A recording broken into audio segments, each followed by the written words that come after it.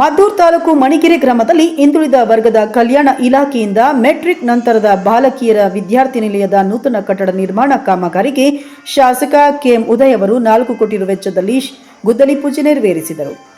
ನಂತರ ಶಾಸಕ ಕೆಎಂ ಉದಯ್ ಅವರು ಮಾತನಾಡಿ, ಮಣಿಗೆರೆಯಲ್ಲಿ 4 ಕೋಟಿ ರು ವೆಚ್ಚದಲ್ಲಿ ನೂತನ ಕಟ್ಟಡ ನಿರ್ಮಾಣ ಮಾಡಲು ಇಂದು ಗುದ್ದಲಿ ಪೂಜೆ ನೆರವೇರಿಸಲಾಗಿದೆ. ಮುಂದಿನ ದಿನಗಳಲ್ಲಿ ಮದ್ದೂರು ಪಟ್ಟಣದಲ್ಲೂ ಸಹ ಹಾಸ್ಟೆಲ್ ಕಟ್ಟಡ ನಿರ್ಮಾಣಕ್ಕೆ ಗುದ್ದಲಿ ಪೂಜೆ ನೆರವೇರಿಸಲಾಗುವುದು. ಇನ್ನು ಗುಡಿಗೆರೆಯಲ್ಲಿ ಮತ್ತೊಂದು ಹಾಸ್ಟೆಲ್ ನಿರ್ಮಾಣ ಕಾಮಗಾರಿಗೆ ಕ್ರಮ ಕೈಗೊಳ್ಳಲಾಗುವುದು ಎಂದರು. ಮಕ್ಕಳು ಸರ್ಕಾರಿ ಸೌಲಭ್ಯಗಳನ್ನು ಸದುಪಯೋಗಪಡಿಸಿಕೊಂಡು ಉತ್ತಮ ಶಿಕ್ಷಣವನ್ನು ಪಡೆಯಬೇಕೆಂದು ಸಲಹೆ ನೀಡಿದರು. ಕಳೆದ 2-3 ವರ್ಷಗಳಿಂದ ಗ್ರಾಮೀಣ ಪ್ರದೇಶದ ಮಕ್ಕಳಿಗಾಗಿ ನಮ್ಮ ಉದಯ್ ಚಾರಿಟಬಲ್ ಟ್ರಸ್ಟ್ ವತಿಯಿಂದ ಶಾಲೆಗಳ ಮುಖಾಂತರ ಪಠ್ಯ ಪರಿಕರಗಳನ್ನು ವಿತರಣೆ ಮಾಡಲಾಗುತ್ತಿದೆ. ಶಿಕ್ಷಣದಿಂದ ವಂಚಿತರಾಗುತ್ತಿರುವ ಬಡ ಮಕ್ಕಳಿಗೆ ಸೌಲಭ್ಯಗಳನ್ನು ನೀಡಿದರೆ ಪ್ರತಿಭಾವಂತ ವಿದ್ಯಾರ್ಥಿಗಳಾಗುತ್ತಾರೆ ಎಂಬುದು ನನ್ನ ಉದ್ದೇಶವಾಗಿದೆ. ಹಾಗಾಗಿ ಶಿಕ್ಷಣಕ್ಕೆ ಹೆಚ್ಚು ಒತ್ತು ನೀಡುತ್ತಿದ್ದೇನೆ ಎಂದರು. ಈ ವೇಳೆ ಶಾಸಕ ಕೆಎಂ ಉದಯ್ ಅವರನ್ನು ಗುರುವಾರ ಸಂಜೆ 4 ಗಂಟೆಯಲ್ಲಿ ಅಭಿನಂದಿಸಿ ಗೌರವಿಸಿದರು. ನಂತರ ಸುದ್ದಿಗಾರರೊಂದಿಗೆ ಮಾತನಾಡಿದ ಅವರು, ದಿವಂಗತ ಅಂಬರೀಶ್ ಅವರು ನಮ್ಮೊಂದಿಗೆ ಇರಬೇಕಾಗಿತ್ತು. ಅವರು ಇಲ್ಲದಿರುವುದು ನಮಗೆ ನೋವು ತರುತ್ತಿದೆ. ರಾಜ್ಯದ ಮತ್ತು ದೇಶದ ಜನತೆಗೆ ಬೇಕಾಗಿರುವಂತಹ ಮಹಾನ್ ವ್ಯಕ್ತಿ. ಇಂದು ಅಂಬರೀಶ್ ಅವರ ಜನ್ಮದಿನ ಆಗಿರುವುದರಿಂದ ಅವರನ್ನು ನೆನಪು ಮಾಡಿಕೊಳ್ಳದವರೇ ಇಲ್ಲ.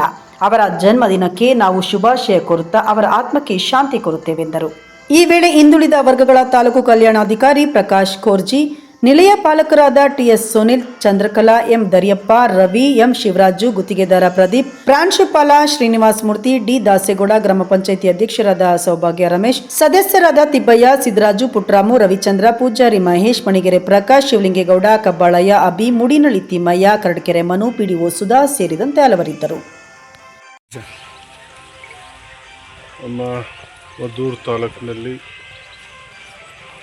ಬಡ ಮಕ್ಕಳಿಗೆ ಹಾಸ್ಟೆಲ್ಗಳ ಕೊರತೆ ಹೆಚ್ಚಾಗಿದ್ದರಿಂದ ಇವತ್ತು ಈ ಒಂದು ಭಾಗದಲ್ಲಿ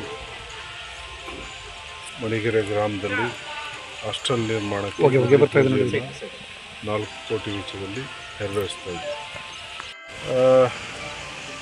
ಅವರು ನನಗೆ ಅಂತಲ್ಲ, ಎಲ್ರಿಗೂ ಈ ದೇಶಕ್ಕೆ ಬೇಕಾದಂಥ ಆತ್ಮೀಯ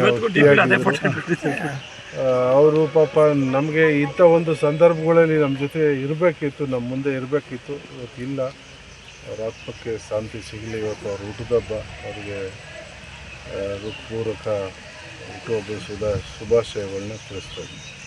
ಮದ್ದು ಇದೆ, ಚುಚ್ಚುಮದ್ದು ಸಿಕ್ಕಿಲ್ಲ ಅಂತಿಲ್ಲ. ಒಂದು ಇಂಜೆಕ್ಷನ್ ಅವರು ಕೊಟ್ಟಿದ್ದಾರೆ, ಇನ್ನೊಂದು ಆ ತಲೆಗೆ ನಾಯಿ ಕಚ್ಚೋದ್ರಿಂದ ರಿಸ್ಕ್ ತೊಗೊಳ್ಳೋದು ಬೇಡ ಅಂದ್ಬಿಟ್ಟು ಮಂಡ್ಯಕ್ಕೆ ಕರ್ಕೊಂಡೋಗಿ ಅಂತ ಅವರು ಕಳಿಸ್ಕೊಟ್ಟಿದ್ದಾರೆ.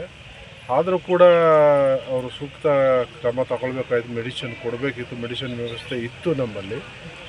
ಸೊ ಅದಕ್ಕೀಗ ತನಿಖೆಗೆ ಈಗೂ ಕೂಡ ಸಚಿವರು ಕಾರ್ಯ ಮಾಡಿದ್ರು, ಗಾಡಿ ನಿಲ್ಲಬೇಕಾದ್ರೆ ಅದ್ರ ಬಗ್ಗೆ ನಿರ್ದಾಕ್ಷಿಣ್ಯವಾಗಿ ಕ್ರಮ ತಗೋತಿತ್ತು.